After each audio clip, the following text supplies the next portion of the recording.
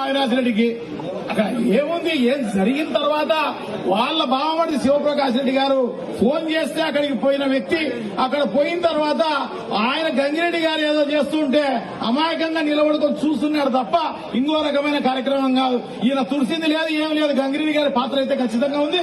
ఖచ్చితంగా గంగిరెడ్డి గారు చేసినారు కాబట్టి అప్పుడు తెలియదు.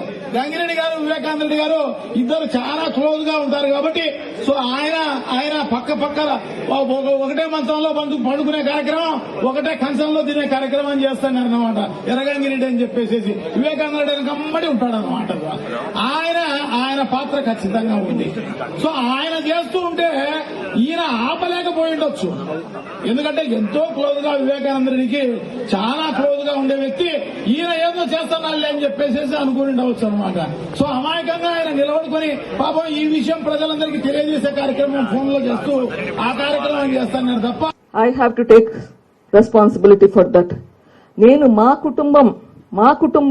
కుటుంబం ఇట్లా చెయ్యరు అని గుడ్డిగా నమ్మి మీ ముందరికే వచ్చి 3 రోజులు, నాన్న చనిపోయిన 3 రోజుల తర్వాత